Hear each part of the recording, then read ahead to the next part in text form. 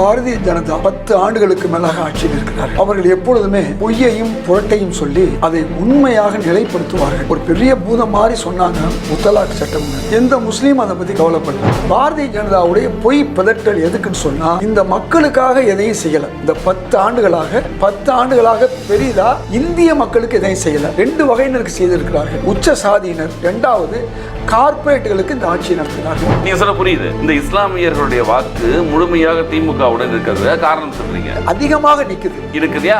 ஆனா அதே திமுகவான ஏன் இன்னைக்கு 36 இஸ்லாமிய சிறைவாசிகளை முழுமையாக விடுதலை செய்யவில்லை? பரவாயில்ல இருக்கிற நான் சொல்ல விடுதலை ஏன் செய்ய முடியவில்லை?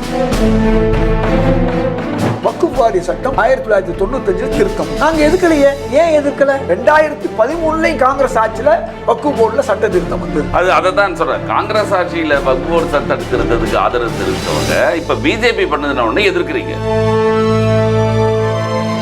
எல்லா இந்து அறநிலையத்துறையிலையும் முஸ்லீம்களை போடு, கிறிஸ்தவர்களை போடு, அப்படிங்க சைவ கோயில்களில் வைணவர்களை போடு. அதுக்கு அடுத்த பிரச்சனை, அந்த வைணவ கோயில்ல வடகலையா தென்கலையா, வடமொழியா தென்மொழியா, இந்த சண்டையை உருவாக்க இந்தியா முழுக்கும் குழப்பம், சண்டை, கலவரம் உருவாக்கி ஆட்சிக்கு வந்தவர் அதே வேலையை அவர்கள் செய்கிறார்கள். இதுதான் பாஜகவை நான் பொய் ஜேபின்னு ஏன் சொல்றாங்கன்னு சொன்னா பொய்யை உண்மைப்படுத்துவது. நீட்டு கிடையான்னு காங்கிரஸ் சொல்லிச்சு. நீங்க என்ன சொல்றீங்க? இப்ப பிரச்சனையா தானே. இன்னைக்கு ஒரு மாநிலம் தான் நீட்டை வேணாம்னு சொல்லிச்சு. இப்ப 4-5 மாநிலம் இருக்கு. விட்டுட்டு போங்க. இந்த வெற்றி 240 400 இடம் வந்திருக்கணுமா இல்லையா? 400 இடம் சொன்னவங்க 350 வந்திருக்கலாம், 300 வந்திருக்கலாம். ஏன் எல்லா இடங்களிலும் ஜெயிப்போம்னு சொன்ன காங்கிரஸ் 90 போட்டு. இன்றைய நிகழ்ச்சியில் கலந்து கொண்டு தன்னுடைய கருத்துக்களை தெரிவிப்பதற்காக தமிழ்நாடு காங்கிரஸ் கமிட்டியினுடைய துணைத் தலைவர் SM இனேதுல்லா அவர்களை சந்திக்கவிருக்கிறோம். வணக்கம், வாழ்த்துக்கள். இப்பொழுது மத்திய அரசின் மீது பல்வேறு குற்றச்சாட்டுகள் காங்கிரஸ் கட்சி தொடர்ச்சியாக செய்து வருகிறது. இதில் பார்க்க போனால் இப்போ நாடாளுமன்ற கூட்டத்தொடரில் நடைபெற்றக்கூடிய கடும் அமளிகள் என்ன முக்கிய காரணம்னா பல்வேறு பிரச்சனைகள் இருந்தாலும் அதில் வக்ஃப் வாரிய திருத்த சட்டம் மிகப்பெரிய ஒரு பிரச்சனையான ஒரு அம்சமாக மாறியது. அது பின்பு நாடாளுமன்ற கூட்டுக்குழுவுக்கு அனுப்பப்பட்ட அளவுக்கு மிகப்பெரிய பிரச்சனையாக மாறியது. இதில் இவ்வளவு பிரச்சனைகள் இருக்கும்போது வெளியிலிருந்து ஒரு பாரதிய ஜனதா கட்சியோட சார்பாக என்ன சொல்கிறாங்க அப்படின்னா, இந்த வக்ஃப் வாரிய திருத்த சட்டத்தை வேண்டுமென்றே அரசியலாக்குகிறார்கள். அவர்கள் இஸ்லாமிய பெண்களுக்கான ஆதரவான பல்வேறு ஷரத்துக்கள் அதில் இருக்குது. அதையெல்லாம் தவிர்த்துட்டு பொதுவாக பாரதிய ஜனதா கட்சி இஸ்லாமியர்களுக்கு எதிரானவர்கள் என்பதை காண்பிப்பதற்காக இந்த மாதிரி செய்கிறாங்கன்ற ஒரு கருத்துக்கள் சொல்கிறாங்க. பாரதிய ஜனதா 10 ஆண்டுகளுக்கு மேலாக ஆட்சியில் இருக்கிறார்கள். அவர்கள் எப்பொழுதுமே பொய்யையும் புரட்டையும் சொல்லி அதை உண்மையாக நிலைப்படுத்துவார்கள். ஒரு பெரிய பூதம் மாதிரி சொன்னாங்க முத்தலாக் சட்டம்னு. எந்த முஸ்லீம் அதை பற்றி கவலைப்படல. அதை எதுக்கு கொண்டு வந்தாங்கன்னா, முஸ்லீம் அல்லாத சகோதரர்களில் ஒரு சிலர் முஸ்லீம்கள் மேலே விரோதமாக எண்ணத்தில் இருப்பாங்க. ஏன்னா RSS போன்ற அமைப்புகள் அவங்களுக்கு ஒரு தீய எண்ணத்தை உருவாக்கியிருக்கு. முஸ்லீம்கள் ஆப்கானிஸ்தானிலிருந்தோ அரபு நாட்டிலிருந்து வந்தவங்கள இதே நாட்டில் சைவ மதத்தினராக, வைணவ மதத்தினராக, இன்னப்பிற மதத்தினராக இருந்தவர்கள். எப்படி ஒரு கட்சி மாறுகிறாரோ, அதிமுகவிலிருந்து திமுக மாறலாம், பிஜேபியிலிருந்து காங்கிரஸுக்கு வரலாம், இப்படி கட்சி மாறுவது போன்று அவர்கள் பிரியப்பட்ட ஒரு மார்க்கத்தை, வழியை அவர்கள் கடைபிடிக்கிறார்கள். இவ்வளவுதான். எல்லாரும் இந்தியாவில் இந்திய சகோதரர்கள் தான். அது இந்துக்களாக இருக்கட்டும், முஸ்லீம்களாக இருக்கட்டும், இங்குள்ள கிறிஸ்தவர்களாக இருக்கட்டும். ஏன்னா ஒரு 0.001% வேணால் வெளிநாட்டில் உள்ளவங்க இருக்கலாம். எப்படி இந்து மக்கள்லேயே இன்றைக்கி வெளிநாட்டில் உள்ளவர்கள் இங்கே இருக்கிறாங்க. இந்து மதத்தை சார்ந்துட்டால் ஒரு வெள்ளைக்காரனும் ஒரு இந்து தான். இவ்வளோ தான் விஷயமே. இன்றைக்கி எவ்வளோ பேர் இந்து மதத்துக்கு வர்றாங்க. இந்த அடிப்படையை நீங்கள் பார்க்கும்போது பாரதிய ஜனதாவுடைய பொய் பதட்டல் எதுக்குன்னு சொன்னால் இந்த மக்களுக்காக எதையும் செய்யலை. இந்த 10 ஆண்டுகளாக நான் உங்களுக்கு வரணும், அந்த சப்ஜெக்டுக்கு வர்றேன். 10 ஆண்டுகளாக பெரிதா இந்திய மக்களுக்கு எதையும் செய்யலை. 2 வகையினருக்கு செய்திருக்கிறார்கள். அதாவது உச்ச சாதியினர் அல்லது உயர் சாதியினருக்கு அவர்கள் இந்த ஆட்சியை நடத்தி கொண்டிருக்கிறார்கள். 2வது கார்பரேட்டுகளுக்கு இந்த ஆட்சியை நடத்துகிறார்கள். இதுதான் ஆர்எஸ்எஸ் உடைய எண்ணம். இதை அவர்கள் செய்து கொண்டிருக்கும் பொழுது 90 விழுக்காடு இந்துக்களுடைய ஆதரவை அவர்கள் பெறணும் இல்லையா? அந்த 90 விழுக்காடு ஆதரவை அவர்கள் பெறல. அதில் 20-25 தான் பெற்று இருக்கிறார்கள். மீதி உள்ள வாக்குகளை வைத்து தான் அவங்க ஆட்சிக்கு வர்றாங்க. அந்த இந்துக்கள், பெரும்பாலான இந்துக்களை எப்படி ஏமாற்றணும் அப்படிங்கிறதுல தான் இது ஒன்று. இப்போ உதாரணமா இல்லை, அதற்கு முன்பாக நீங்கள் சொன்னீங்க இல்லையா, முத்தலாக் தடை சட்டத்தினால எதுவுமே நடக்கலை. இது இவங்க தேவையற்ற ஒரு செய்திகளை உண்டாக்கினாங்க அப்படின்னு. முத்தலாக் தடை சட்டத்தை பொறுத்த வரைக்கும் இஸ்லாமிய பெண்களுக்கு நல்லது அப்படிங்கிற மாதிரி தானே ஒரு வெளியில் சொல்ல. அதுதான் சொல்லி ஒரு முஸ்லீம் பெண்கள் கூட உத்தரப்பிரதேசத்தில் வாக்களிக்கல, பீகார்ல வாக்களிக்கல. சொல்ல வரேன், பெண்களுக்கு சரியா செஞ்சிருந்தா பெண்கள் வாக்களிச்சிருப்பாங்க. நான் உங்களுக்கு ஆதாரம் சொல்றேன். ஏன் பெண்கள் வாக்களிக்கல? தமிழ்நாட்டாக இருக்கட்டும், எந்த மாநிலமாக இருக்கட்டும், முஸ்லீம் பெண்களுக்கு ஆதரவாக இருந்திருந்தா, முன்னையெல்லாம் எம்ஜிஆர் ஆதரவாக இருந்தாருன்னா எம்ஜிஆருக்கு வாக்களிப்பாங்க. ஏன் வாக்களிக்கலை? முஸ்லீம் பெண்களுக்கும் அது எதிரானது. அதில் முஸ்லீம் பெண்கள் எவ்வளோ பெரிய பாதிப்பு வரும்னு அவங்களுக்கு தான் தெரியும். ஏன்னா எப்படி எதிரானதுன்னு ரொம்ப சிம்பிள். நீங்கள் ஒரு கணவனை உடனடியாக நீங்கள் அவனை மேலே குற்றம் சாட்டி காவல்துறையில் கொண்டு போய் விடலாம். இவ்வளோதான் சட்டத்துடையது. விட்டால் அடுத்த நிமிஷத்துலேருந்து அவங்களுடைய வாழ்க்கை என்ன ஆகும்? அவங்களுடைய உணவுக்கு யார் உதவி செய்வா? கவர்மெண்ட் உதவி செய்யுமா? செய்யாது. அப்போ கூட்டு குடும்பத்தில் பிரச்சனை வந்தால் பேசி சரி செய்யணுங்கிறது தான் இஸ்லாம் சொல்லக்கூடியது, குரான் சொல்லக்கூடியது. அதை இவங்க என்ன பண்ணுறாங்க, அதில் 1-2 எடுத்துட்டு மீதி இவர்கள் அந்த பெண்களுக்கு எதிராக செஞ்சதுனால தான் முத்தலாக் சட்டம் என்பது உங்களுக்கு 3 முறை தலாக் செய்தால் விவாகரத்தானதா அர்த்தம் அப்படின்றது இஸ்லாத்தில் இருக்கு இல்லையா? உடனடியாக செய்யற தவறு இல்லை. நீங்க அப்ப அந்த பெண்களுக்கு படிப்படியா இருக்கு. முதல்ல அவர்களுக்குள்ள பிரச்சனை வந்தா அவங்க அந்த ஜமாத்தோ அந்த முதல்ல உறவினர்களோடு உட்காந்து பேசணும். இது வாடிக்கை. அதை மீறி 2வது ஒரு நிலைமை வருதுன்னு வச்சுங்க, 2வது தலாக்குன்னு வச்சுக்கோங்க. 2வது அந்த ஊர் பெரியவர்கள், ஜமாத் தலைவர்கள், அப்புறம் முஸ்லீம்கள்லேயே நீதி மாதிரி மற்ற மாதிரிகள் இருக்கும் உள்ளுக்குள்ளேயே. அதை வச்சு அணுகணும். அதுலேயே அவங்களால முடியாத பட்சத்தில் தான் கடைசியாக தலாக்குங்கிற கொடுக்கணும். அதை காஜிங்கிற ஒரு அரசுடைய பொறுப்பில் இருக்கக்கூடிய காஜி அதை செஞ்சு கொடுப்பாரு. அது மட்டும் அல்ல, ஆண்கள் மட்டும் தலாக் கொடுக்கறதில்ல. ஆண்களுக்காவது 3 தலாக்கு.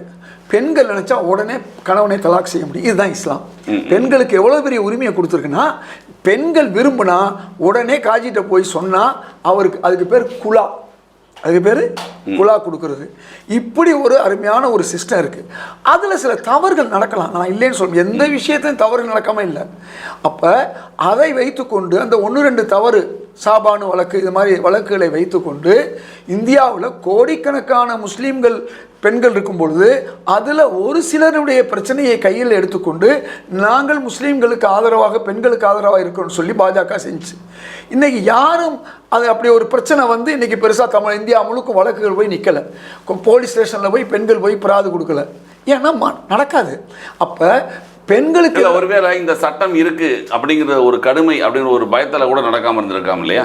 இன்னைக்கும் ஒரு கணவனை பிடிக்காதவர்கள் மனைவியை பிடிக்காதவங்க இருக்குதான் செய்கிறாங்க. விவாகரத்து சட்டம் இந்தியாவில் இருக்குது எல்லா மக்களுக்கும். அதுக்காக விவாகரத்து இல்லாமல் இருக்கா?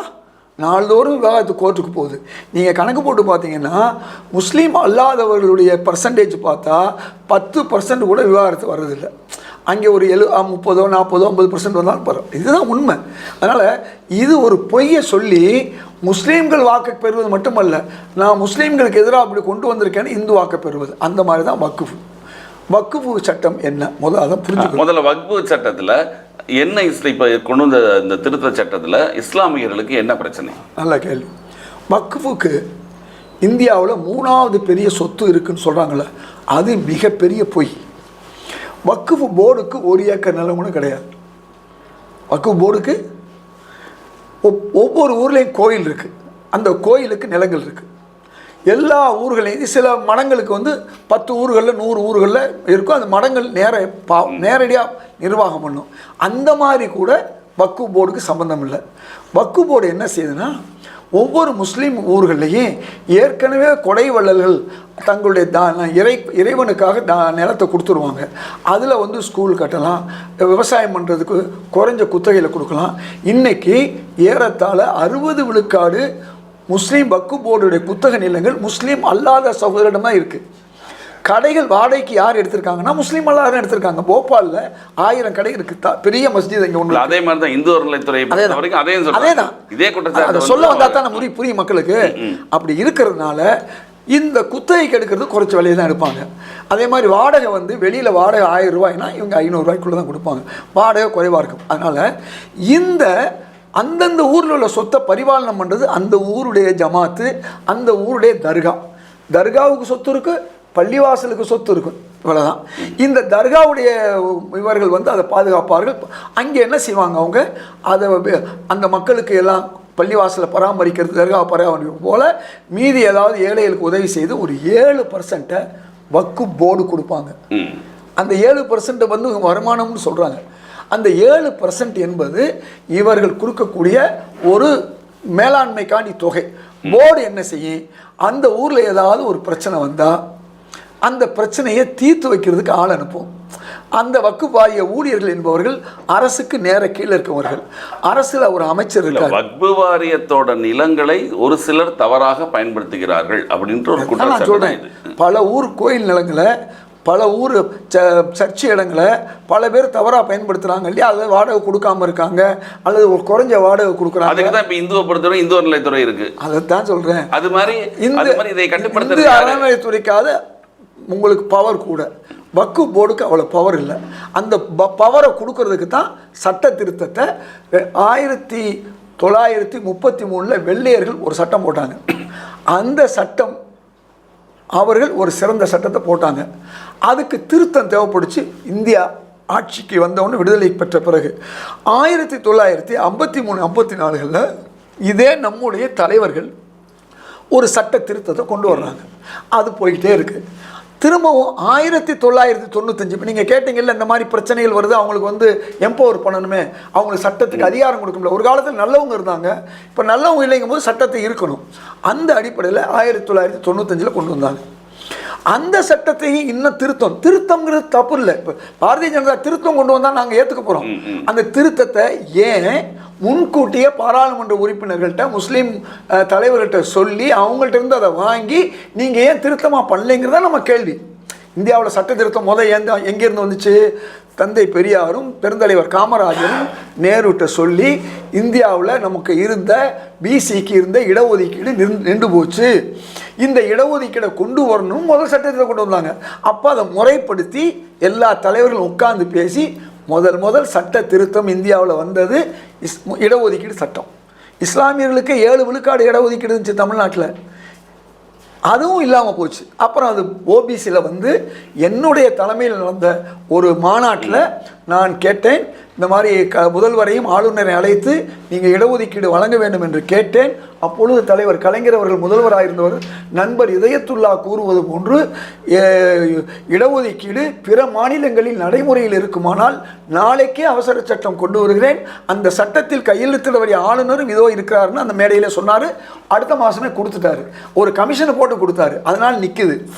இதே உங்களுக்கு வன்னியர்களுடைய சட்டம் வந்து எந்த கமிஷனும் இல்லாமல் போட்டதுனால இப்போ பிரச்சனை இருக்குது. இது ஒரு பக்கம் இருக்கட்டும். அது மாதிரி கலைஞர் அவர்கள் பல விஷயங்களை வந்து சிறுபான்மை மக்களுக்கு செஞ்சதுனால தான் இன்றைக்கி திமுகவுக்கு பின்னால் நிற்கிறாங்க. அதில் ரொம்ப முக்கியமானது ஜெயலலிதா 2 முறை சொல்லி ஏமாற்றியது, ஆனால் கொடுக்கல கடைசி வரை. இவர் வந்து கொடுத்தாரு, 3ஐ 5 ஆக்குறதும் சொன்னார். இது ஒரு பக்கம் இருக்கட்டும். இப்போ ஏன் உங்களுக்கு ஒரு சமூகம் வந்து பெரும்பாலும் திமுகவை ஆதரிக்கிறது?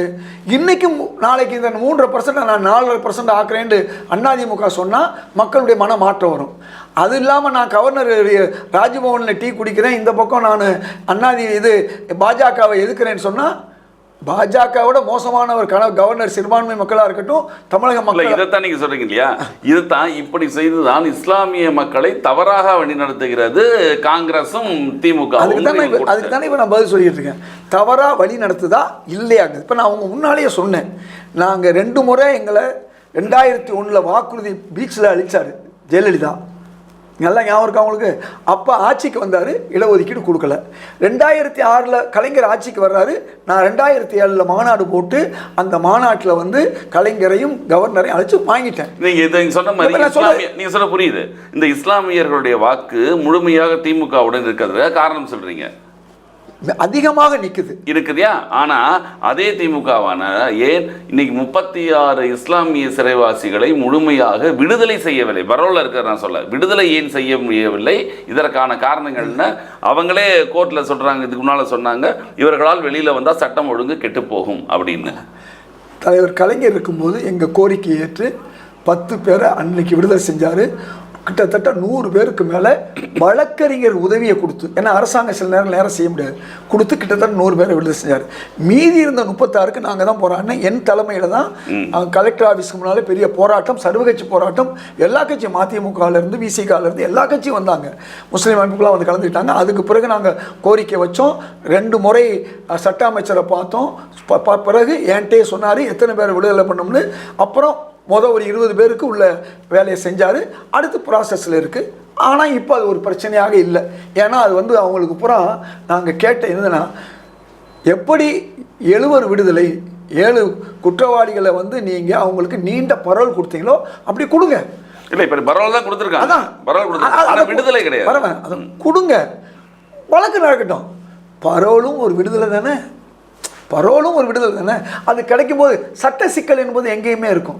அதனால் எதுக்கு சொல்ல வரேன்னா, இந்த வேலையை கூட செல்வி ஜெயலலிதா அவர்களோ எடப்பாடியோ பண்ணலை. எதுக்கு சொல்ல வர்றேன், ஏன் திமுக காங்கிரஸுக்கு இவ்வளோ வாக்குகளை அவங்க அளிக்கிறாங்க?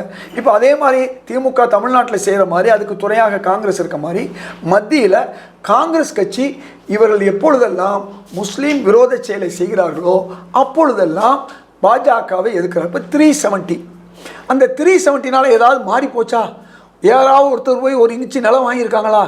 அது போட்டதே அம்பானி அதானி அங்கே போய் இடம் வாங்கணும்னு. ஏன் வாங்கலை? நான் சமீபத்தில் காஷ்மீர் போயிட்டு வந்தேன். அங்கே மக்கள் என்ன சொன்னாங்கன்னா, வாங்கினா என்னைக்காவது இழந்துருவோங்கிற பயத்தில் யாரும் வாங்குறது இல்லை. அது மட்டும் இல்லை, இங்கே வாங்கினா அவங்களுக்கு கோஆப்ரேஷன் கிடைக்காது அப்படிங்கிற அடிப்படையில். எதுக்கு சொல்ல வரேன்னா, இவங்க கொண்டு வந்த எல்லா சட்டமும் வாக்கு வங்கிகளுக்காக தான் இருக்க ஒழிய ஒரு கண் துடைப்பாக தான் இருக்க, உண்மையான சட்டமாக இல்லை. எப்படி இப்போ பெண்களுக்கு இடஒதுக்கீடு 33 விழுக்காடுன்னு சொன்னாங்க, கண்துடைப்பா இல்லையா? சட்டத்தை நிறைவேற்றிட்டாங்க. செயல்பட்டாங்களா இல்லையா? பண்ணலை. எப்போ பண்ணுவாங்க யாருக்கும் தெரியாது. பண்ணுற வரைக்கும் அதில் காங்கிரஸோட பல்வேறு கட்சிகளுக்கே ஒரு நிலையான ஒரு கொள்கை இல்லையா? காங்கிரஸ் சட்டத்தை இயற்றி கொண்டு வந்துருச்சு. கொண்டு வந்த சட்டத்தை 10 வருஷமாக கிடப்பில் போட்டு 9வது வருஷ இறுதியில் தான் நாங்கள் சட்டம் கொண்டு வர்றோம், தோற்றுருவோங்கிற பயம். நாங்கள் திருமதி சோனியா காந்தி அவர்கள் இப்போ சட்டத்தை பாஸ் பண்ணிட்டாங்க. ஆட்சிக்கு இவங்க வந்தாங்க, செயல்படுத்தணும், செயல்படுத்தலை. அது ஒரு பக்கம் இருக்கட்டும். ஒரு உதாரணம் சொல்ல வரேன். அது மாதிரி வக்குஃப் வாரிய சட்டம் 1995 திருத்தம் வந்தது. நாங்கள் எதிர்க்கலையே. ஏன் எதிர்க்கலை? 2013 காங்கிரஸ் ஆட்சியில் வக்குஃப் போர்டில் சட்ட திருத்தம் வந்தது. அதை தான் சொல்கிறேன். காங்கிரஸ் ஆட்சியில் வக்ஃப் போர்டு சட்ட திருத்தத்துக்கு ஆதரவு தெரிவித்தவங்க இப்போ பிஜேபி பண்ணதுன உடனே எதிர்க்கிறீங்க. ரொம்ப சிம்பிள்.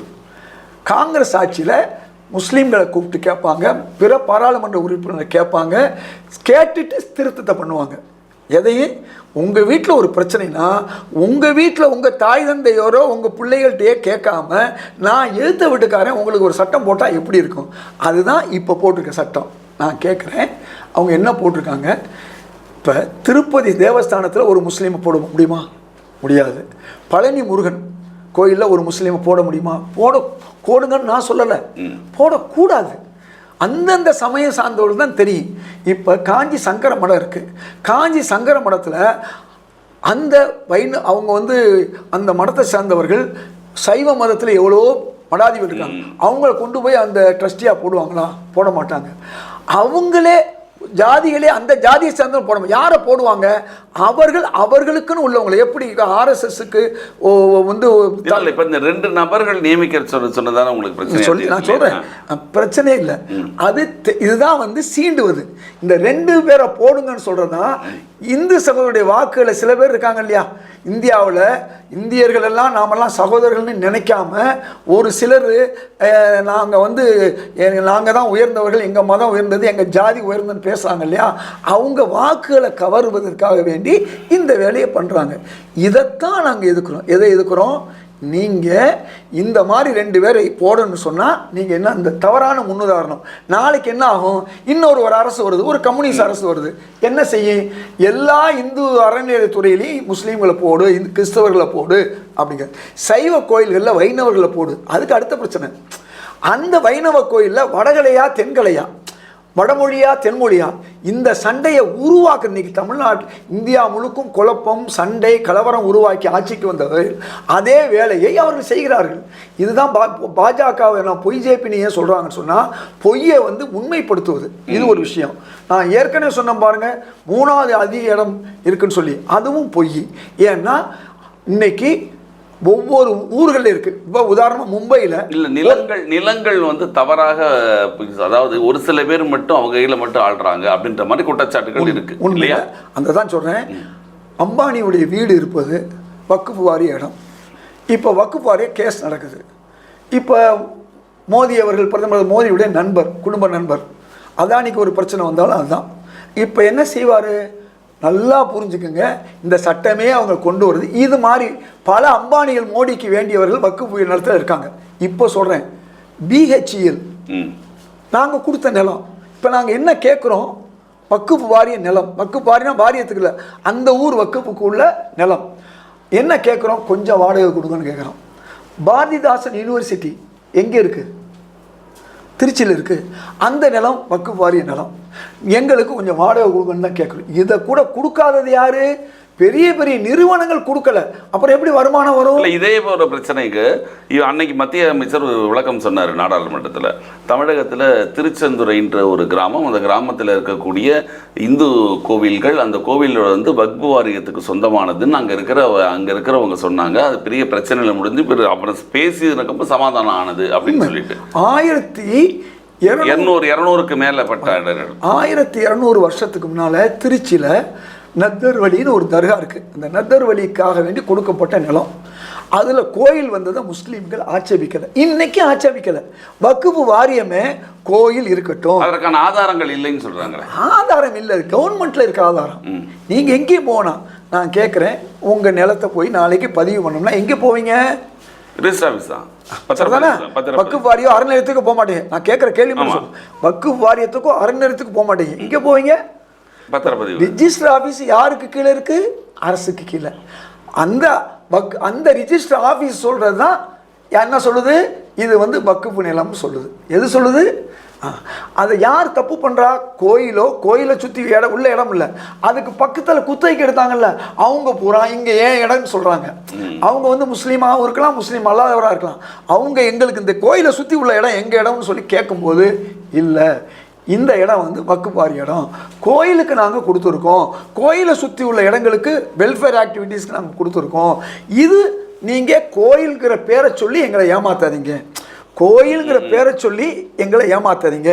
இந்துங்கிற பேரை சொல்லி பாஜக எப்படி ஏமாத்திக்கிட்டு இருக்கோ, 90 விழுக்காடு இந்துக்களுக்கு எதிராக சமூக நீதி இன்னைக்கு வரையும் செஞ்சிருக்க முதல் மசோதா இன்னும் செஞ்சுருக்கணும்.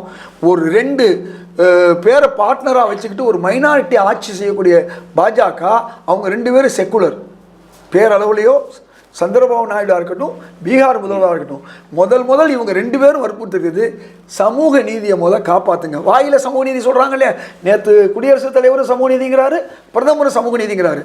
வாயில் சொல்லக்கூடியவர்கள் முதல் சட்டத்தை சாதி வாரி கணக்கெடுப்பு எப்போ எடுத்திருக்க வேண்டியது. ஏற்கனவே காங்கிரஸ் ஆட்சி 2013 எடுத்தது. அதை அமல்படுத்தணும். பண்ணலை. நீங்கள் வெளியிடலை.